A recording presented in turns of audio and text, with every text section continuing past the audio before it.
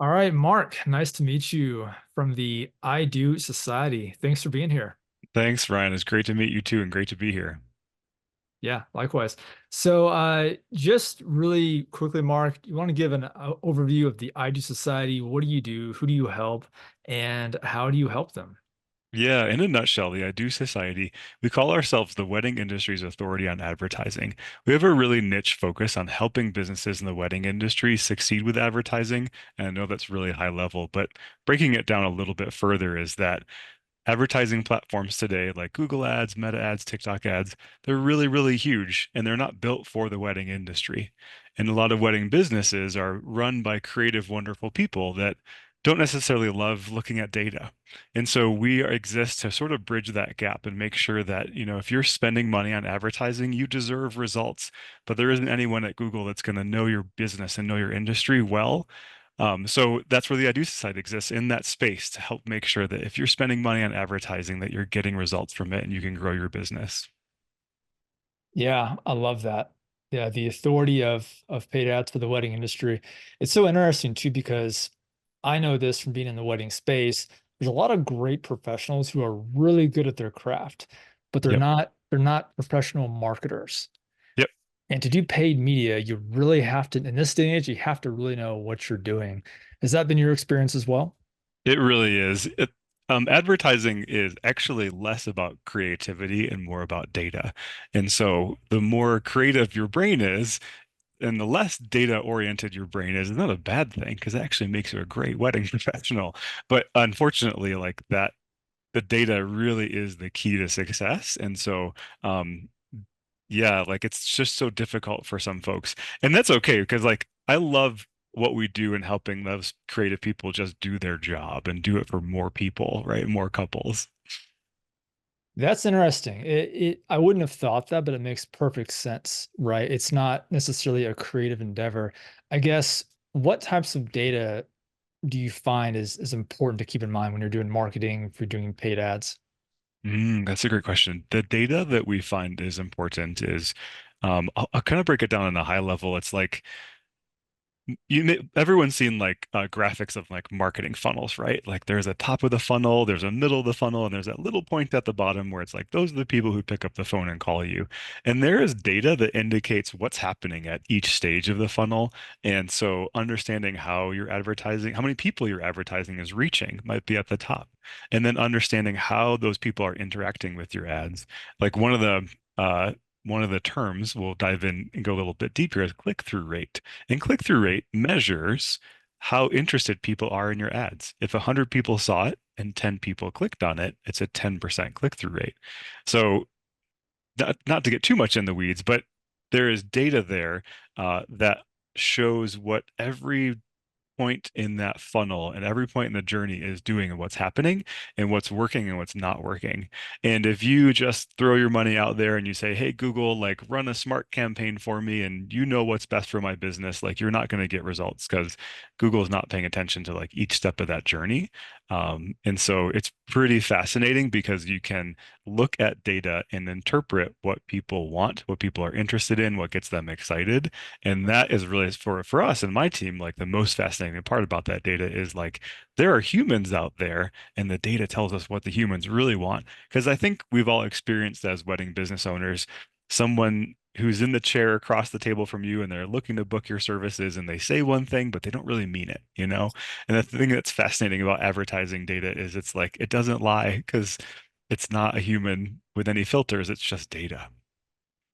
I think you just articulated why I've never gone down the paid media route professionally. Yeah. I like marketing, I like psychology, but I like creativity, you Hmm. know, and that's not conducive to being successful at paid ads. You need to have that more engineer, analyst, uh, data driven type of personality. And every wedding professional is more of a creative artist.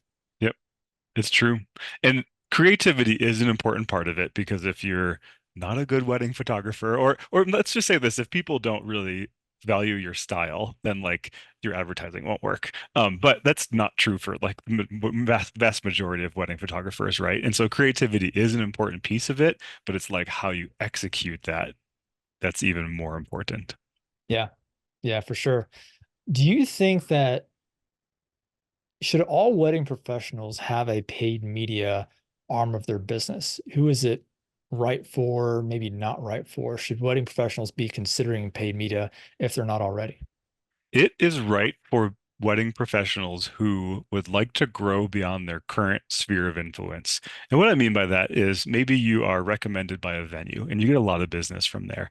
Maybe you have a steady stream of incoming referrals from people you've done business with in the past. They've referred their family and their friends.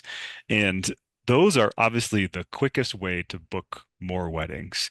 And those are the most powerful, easiest ways to do that because those people that come to your business from a referral source are warmed up. They probably already know your pricing. They probably already know what your personality is like, what your values are, because someone's already communicated that to them before they even got to you. But if your business wants to grow beyond that and you don't have a massive amount of ways to create new referral sources, advertising is the next best way to do it because you reach a lot of people at scale very quickly. Mm, makes sense. And so, what do you think a good budget is for, let's take a wedding photographer, for example? Um, what point should their business be at when they consider, okay, let's put some money into advertising because costs are rising Yep. nowadays more than before. So, what's your take on that? Yeah, I'm actually going to reverse engineer that thought because it's actually not so much about the business's income as it used to be in the past. There always was marketing advice is like 10% of your budget should be spent on marketing and advertising. But what happens in the world today with digital advertising platforms is it's actually about reaching enough people with your message. And so what we always do when folks come on board with us at the I Do Society is we set a boundary that you need to spend at least $1,000 a month and that $1,000 a month may be distributed a little bit on Google Ads, a little bit on Meta, maybe some on TikTok, because the $1,000 means that you are reaching couples multiple places, multiple times, and in multiple formats. Today's couples are inundated by messages online. They need to see you again and again and again. They need to see you again and also figure out what makes you different and unique multiple times before they decide to contact you. Because advertising reaches a very cold audience. Again, we're differentiating that from your referrals who come to you in such a nice, warm way and are ready to learn about you and ready to do business, where advertising reaches folks in a way that they don't know anything about you. And your ad is in effect interrupting whatever they're doing online. So to make sure that they see it multiple times, we always recommend starting with $1,000 a month as an advertising budget and being seen on multiple platforms. Right, right. So you advertise across all the platforms. Do you find one is more advantageous per certain industry, or is it really one big experiment and you just let the data tell you what's true? It used to be that there were platforms that worked better than others. And in today's world, though, people's journey to finding wedding professionals and making a decision on them is very fragmented. And so that strategy of being omnipresent, I'll call it, of in multiple platforms is really the only way to go if you're going to advertise. And not worrying about is Meta better than Google or is TikTok better than Meta. Just because people don't there isn't like one place like Facebook when it first came out, everyone was on Facebook and that was it. And Facebook did Yeah. amazing things for wedding professionals because it was so visual. But that's not really true anymore, right? Like some people spend their time on Instagram, a lot of people are spending more time on TikTok. There are couples maybe even in the higher end space who use Google search to search for photographers because they don't spend a ton of time on social media because maybe they're busy in their career and so it really is very fragmented, and sorry for the long answer to that question. Is No, there this is actually isn't great. one platform that's better than the other? They all work together. No, it's fascinating because I mean, marketing the tactics of marketing kind of change every few years. And a few years ago, everyone was saying pick one platform and go all in on that one, right? Master that Yeah, one. But now it's really more of a volume game. And it's like, look, they may not be in the buying cycle the first time they see you, maybe the third, fourth, or fifth time. yeah, You get them when they are kind of in that buying mode, and maybe they've seen you a few times. Now there's some familiarity with them. That's more or less the idea. that's exactly it. And I would say that organically, pick if you don't have time to do multiple platforms, like if you're no good at TikTok, but you're really good at Instagram, organically, be really good at Instagram so that when that bride or that couple like sees your ad on Instagram or Facebook and they click over to your profile and they see like, wow, here is an incredible profile with incredible work. I really like this. That's okay. Like you don't have to be really great at TikTok and Instagram at the same time organically, but advertising wise, you do need to be present on multiple platforms. Mm, yeah, that's interesting. And I assume you guys kind of help with the sales assets side of things, making the post, you do all the copy. Like if someone's like, look, I don't know what to do, where to start, it's not just media buying. That's right. One thing that's really cool, and sort of the reason why I use that phrase, the wedding industry's authority on advertising, is because we've now managed about $30 million dollars in ad spend for businesses in the wedding industry, and that gives us an insane amount of data. We actually have a database that we've built on like what works and what doesn't work, and we're constantly testing different things. And so when we get to work with someone, we know right from the beginning how to identify what's unique about their business and how to make that into ad copy and visual uh, components as well, like images and videos. And again, like back to my fascination with data, like that's just so fun because like having all that data and being able to implement it right away for someone is really powerful and really makes us so happy because it makes a difference and it alleviates the need of like a year of testing or like wondering and thinking like and last thought on this is like sometimes as business owners we're too close to our own business to see what makes us different and unique because we are the business. And so working with an outside company to just have them tell you like, hey, this is what's unique about you and compared to your competitors can be really valuable. And that leads to great ad creatives.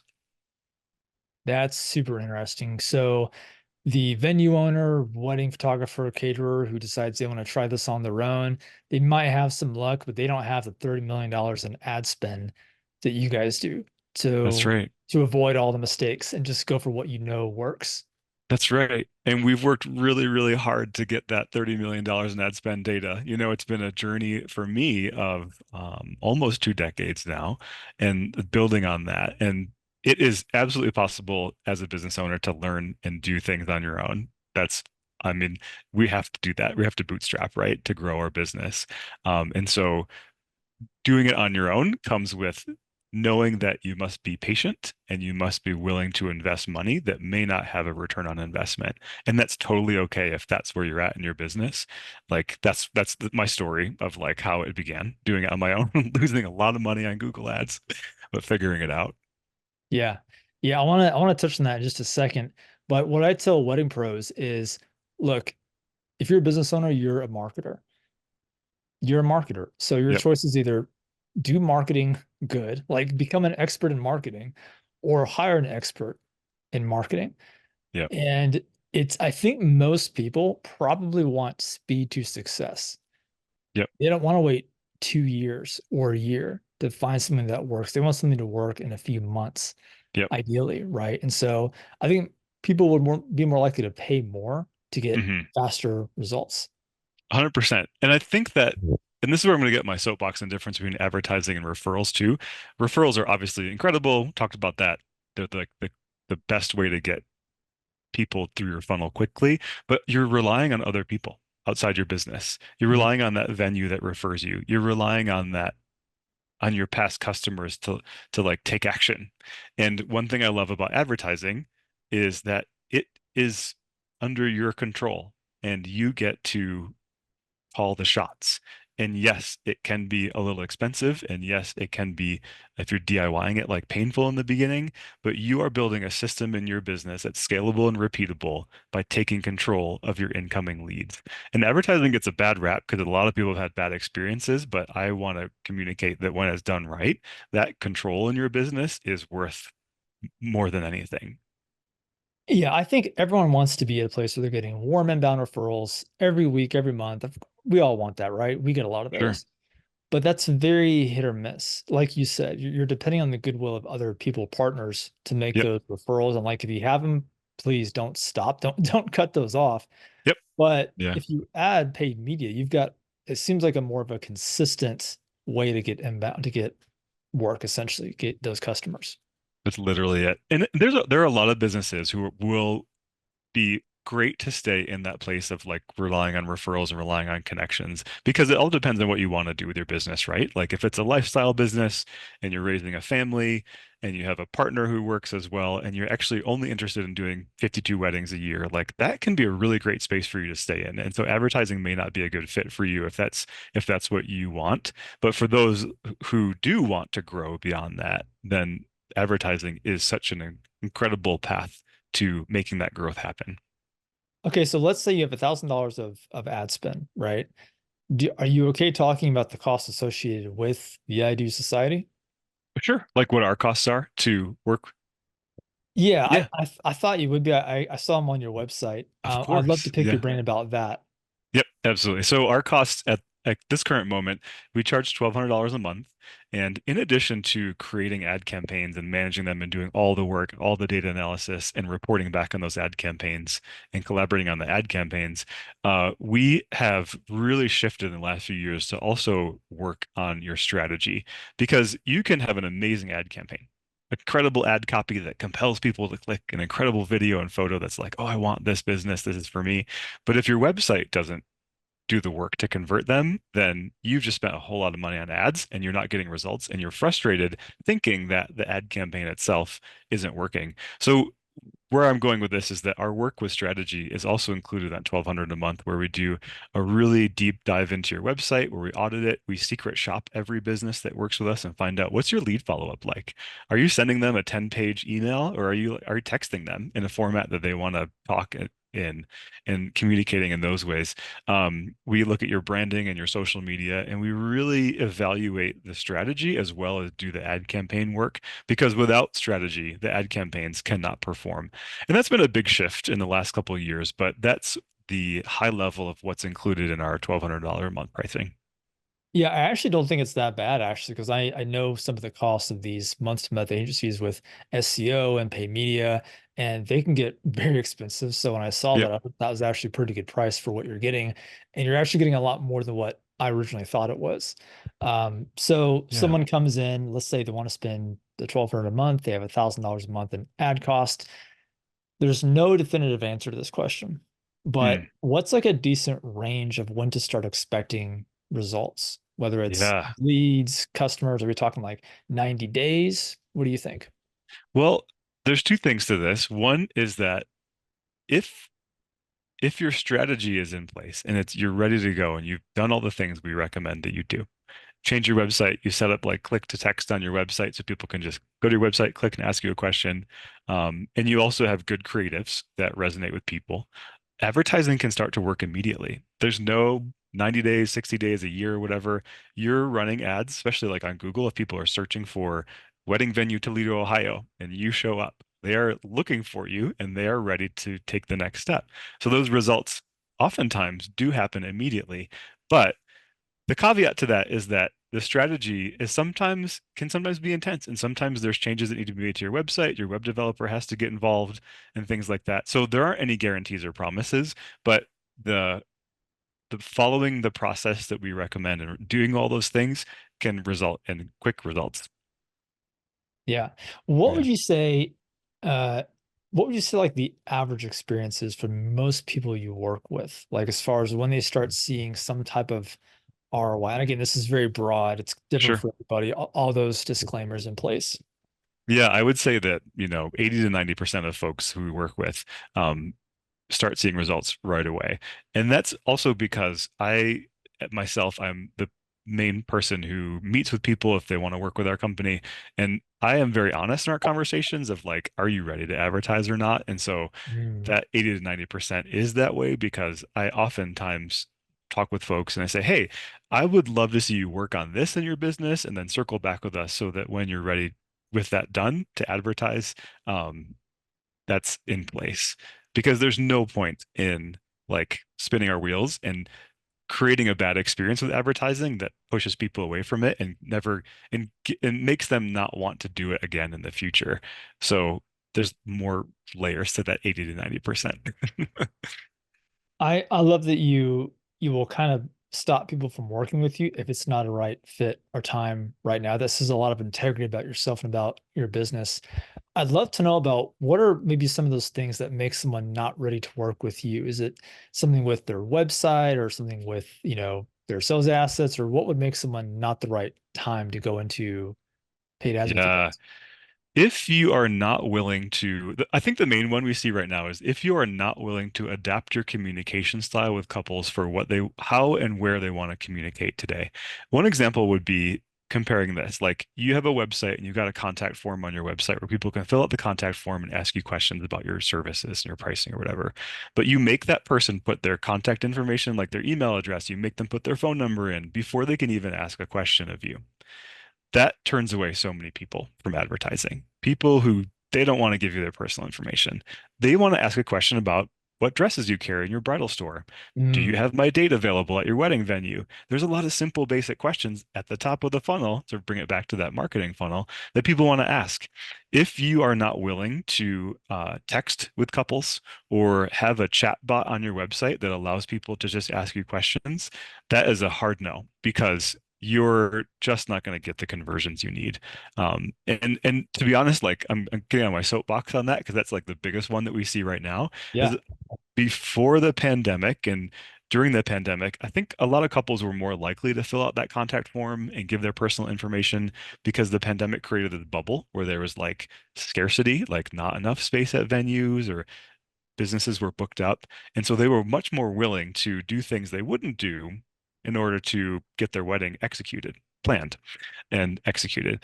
Um, and today, though, that bubble bursts. There's a lot of options. People have space and they are in control. And when you don't communicate with them in a way that they want to communicate, they're not really interested. So that's really the main one we see now. Other issues would be like not having your pricing on your website or not being willing to put your pricing on your website. I think that comes along with that change we see in communication is that people really desire transparency. And when you don't share that, they're like, I don't know if I can afford you. I'm not going to waste my time on you. I've got other options. Yeah, I love that so much. I've always been a big believer in early pricing on the website. A lot of Yeah. people in this industry don't, especially in the photography space for whatever reason. Yeah. Uh, I'm just like, just put it out there. Yeah.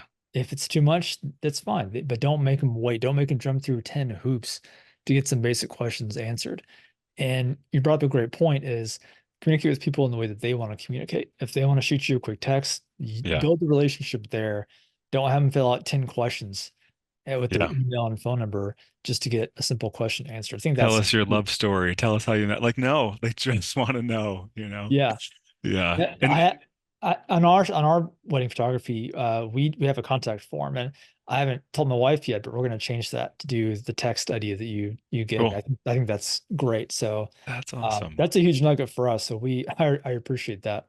Yeah, and one more note about pricing, which I want to share too, is that Yeah. when people are referred to you by a partner or someone who's done business with you in the past, those people, the new people that come to you and they've been referred to you, they know your pricing. They asked whoever referred you.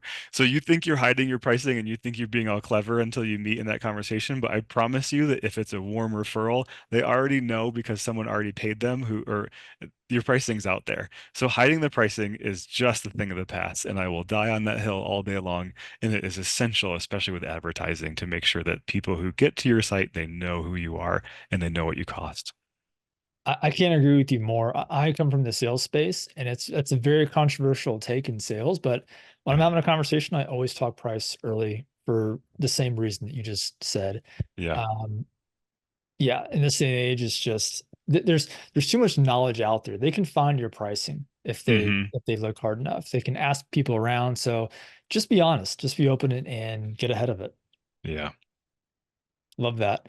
Well, I'd love to touch on a point you brought up, a minute ago, is how you got into this business, into this world of advertising. What's that journey been like for you?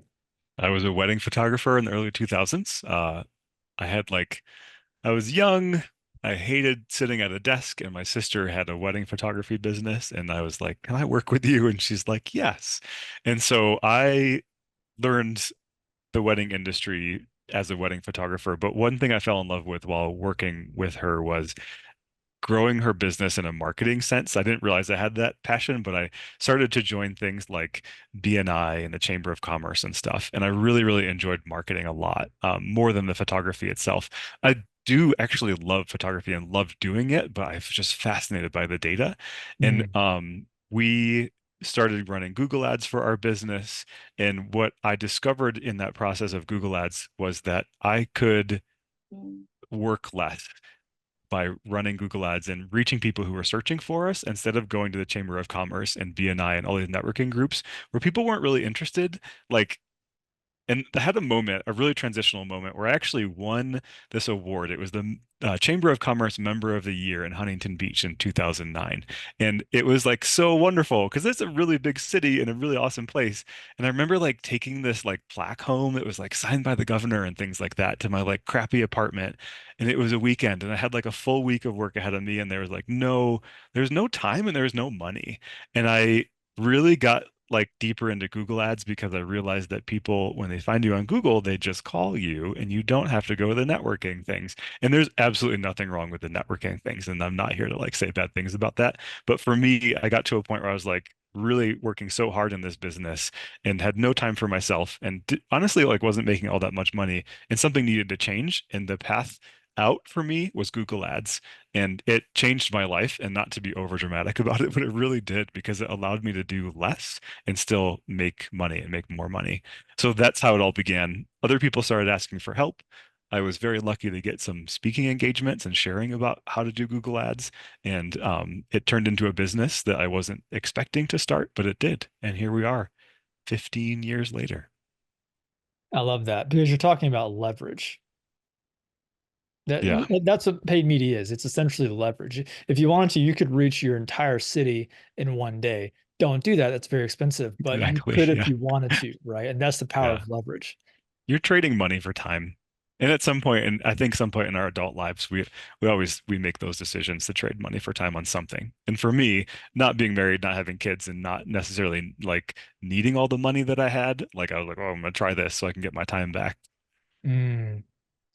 This is going to seem like kind of a weird question, but on that note of time for money, Mhm. given everything you've seen, given what you've accomplished, what do you think the opportunity costs for people who aren't using paid media in their business? What time, what money could is that costing them? Yeah. I don't really have like a numerical answer for that, but I do know that there's so many people who want to like hire a staff person or hire an assistant and those things, and they can't because they don't have the money for it. It's like the chicken and the egg. Mm. And at some point, you make that decision to like start advertising and get more of your time back. And it's not necessarily going to be like, oh, I started ads today and my business took off and it's totally different. I hired someone tomorrow. But at some point, you make that decision to transition over. Did this come naturally for you? Like, did you pick this up pretty quickly? Was it hard? I'm fascinated by people and data. That came naturally to me. Google Ads did not because it was like learning a software system and like like majoring in something in college. Like it took a lot of work to figure out what the right what the right way to manage a Google Ads campaign was. Mm. And it took many months and like lots of money.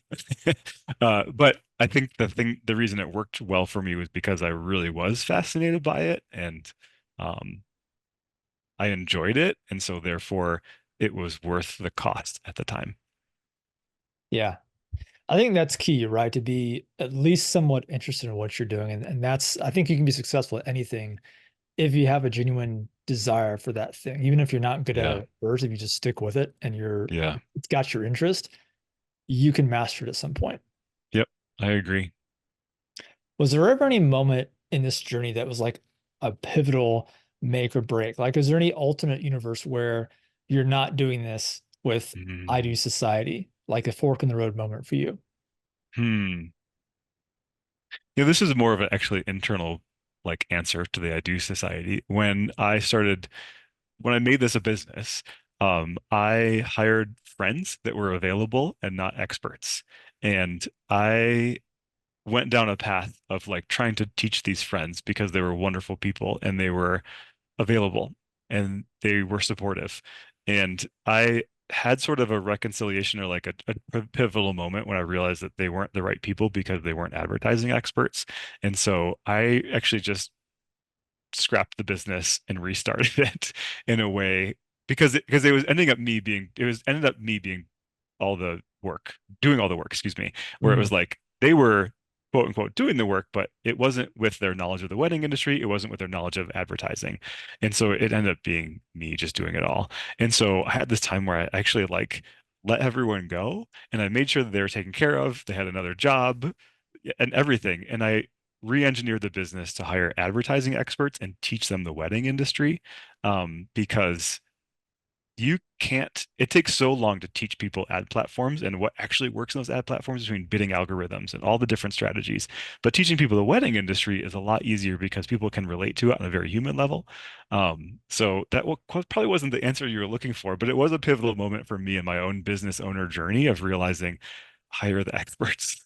Like, don't hire people who are available. No, that's exactly what I was looking for. Okay. That's really interesting because a lot of people want to be good people. They want to help their friends. They want to hire Yeah. their friends and family, and you don't always get good results with that. Sometimes it's better to go to the experts and, Yeah. teach them the ways of your industry. Yeah. Well, that's super interesting. Did you ever find like, and the answer may be no to this, but have you ever had like any kind of ethical dilemma come up in doing business, whether it's with the ID Society or Mm-mm. not, or any ethical issues you've ever had to come across? And if so, how did you solve them? I think there haven't been too many ethical dilemmas. Actually, there's two of them that I can think of. One is that social media itself isn't good for everyone. And social media is a really great thing for a lot of reasons, but also not a good thing for a lot of reasons.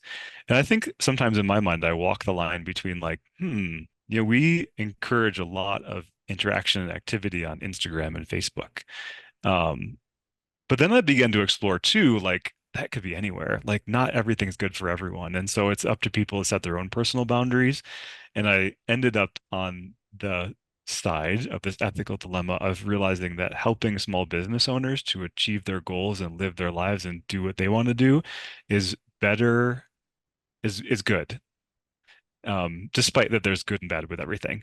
I think then maybe the only other time I can think of an ethical dilemma was like, sort of in the midst of COVID when there were different viewpoints on having weddings in different parts of the country. And I had my own viewpoints, but I also had my viewpoint of like helping my small business owners survive. And I don't know, I think that was a really tough time for everyone is like, how do we stay in business, but yet like walk these lines of protecting people around us?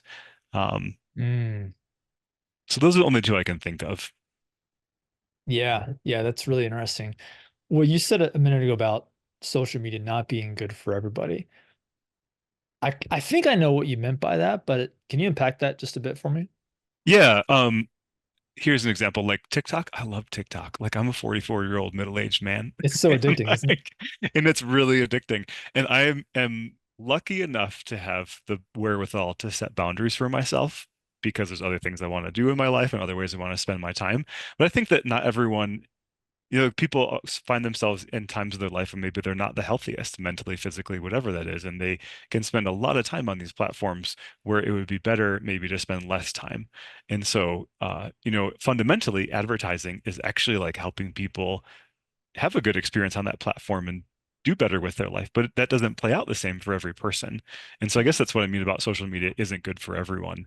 Um, and it's such a personal situation. Yeah. Yeah, very much. Some people swear against it entirely. I'm of the mindset of like, look, you should do things you enjoy every day just because you enjoy them with healthy limits, right? Yeah. And that's with Yep. anything. Yeah. I'd love to hear about maybe one or two testimonials that come to mind as far as like maybe the best results or, the results you're more excited to share with your clients. There is. In many scenarios, we have helped wedding venues who aren't even built yet book weddings before the building exists. And it all started a long time ago when I met a couple up in Wisconsin who were building their venue. Such delightful people, and they still work with us today. And they were like, "Hey, we have renderings of what the building's going to look like, and we need to get weddings on the books because we are putting a lot of money into this construction." And what was fascinating to me was like I had my doubts about this. I was like, "Oh, I don't know if anyone's going to sign up for your venue. It's not built yet." But we started ad campaigns and we started doing the best practices and the things we know that work really well.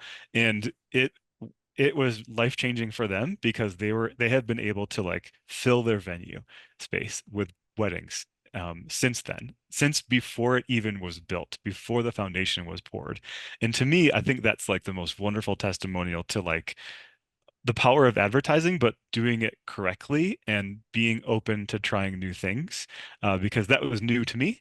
And since then, like when I've had the opportunity to speak with venue owners who don't have their venue built yet or they're remodeling it, or whatever, I'm like, let us do it. Let us do it. Talk to this couple in Wisconsin. They're going to tell you it works.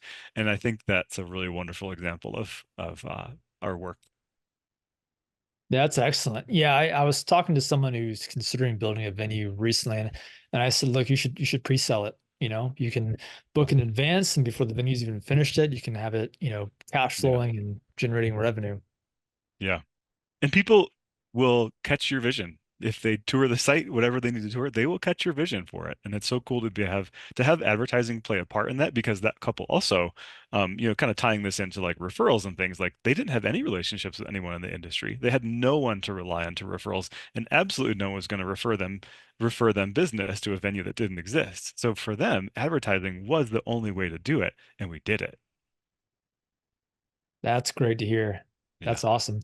I guess last question is, if there are couples who are on the fence about advertising, they've been thinking about it, any words of wisdom, any advice you can give them? Obviously, you're not making promises or guarantees that are unrealistic, right? But it sure.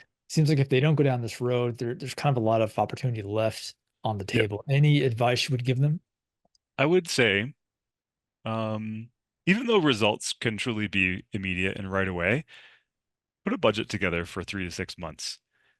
Those results are tours, bookings, meetings, and things, and there's more time that comes after that tour, that meeting, to actually collecting money from it. So the advice is put advertising in its place, that it generates leads for you. Have a budget to carry yourself for a while so that you start seeing that return on investment and um, be wildly open to change in your processes and your marketing, and be okay with not getting it right in the beginning and listening to someone share with you how you can do it better. Don't be proud. I think that's maybe it, is like don't be proud. Yeah. Yeah. I know a lot of people especially when they're spending advertising dollars, is they want results immediately right away. Sometimes that's the case. Sometimes it's not though. And Yep. sometimes you have to be a little patient and humble. Yeah. And actually, I want to share one other thing. Please. If you're a wedding venue or a bridal store, you have a product that people want. People will forgive maybe some bad customer experiences along the way in order to get that product. If you're a photographer, you're a DJ, any other like service-based business where the product is you as a person, you must be willing to share about your life, share about your values, talk about yourself, and help people to fall in love with you in order to make advertising work for your business because it's not a product and it's all about you. It's about your personality and who you are. And do I want that human being at my wedding? And so fundamentally, the difference between like Mm. bridal stores and wedding venues and wedding pros is very different. And if you're a wedding pro, be prepared to be transparent and like make sure that your website is really all about you. That's super interesting. You're gonna make me a liar because now I have a couple more questions about Go that. for it. That's all But good. when Yeah. when you're, I love what you said. When you're a venue or whatnot, you have a product people want. When you're a service provider, photographer, Yeah. they're buying you. Yep. Everyone's a great photographer nowadays, right? Everyone's awesome. Yep. Do they want you by their side for 8 hours on their wedding day? That's what it Correct. comes down to. We're not going to go into politics here, but do your values align with their values? they need to know that they're someone who thinks that you're someone who thinks like them. Some of the most successful photographers we work with are those who focus like exclusively on the LGBTQIA plus community. Mm, That's their world, that's their community, and gay and lesbian couples feel comfortable when someone that understands them is at their wedding taking their wedding photos. That's just one example, and that doesn't have to be the pinnacle example there. But when folks know you and they like you and they trust you, they will contact you. If you hide behind your style or your pricing or something like that, it doesn't matter to them. It matters who you are as a person. I love that. You're preaching to the choir. I've been saying that inside of our wedding photography group for the past couple of years. I've been telling my wife, I've been doing more marketing for our business to show her as a person, Yeah. not her as a photographer, because Yes. that's really what people want. That's what people pay for. Customer service, personality, the bedside manner, the all the things that you can't show in a photo Yep. is really what people are buying. Yep. All day long. Well, that's a good nugget I wasn't expecting to get, but I appreciate it. This has been super insightful. So, anything else you want to add, you feel like should be said that we didn't touch on? I feel like we covered so much, Ryan. I feel hopefully folks aren't overwhelmed, but it is possible and doable and wonderful when done right. Yeah. Yeah, I love that. I looked at your YouTube. You guys are all over YouTube, Instagram. Got really helpful content, actually. So I highly recommend checking you guys out on social media. Where's the best place for people to connect with you if they want to talk about advertising for their business? Yeah, dosociety.com. You can learn about a little bit about our team, who we are, and there's a awesome helpful button there to book a meeting and you can meet with me and myself personally and we'll talk about your business and see, are you ready to advertise? What's the path? What's the expected time frame and results and things like that? Happy to meet with anyone. Awesome. Sounds good. Well, thanks, Mark. Thanks, Ryan. It's been a pleasure.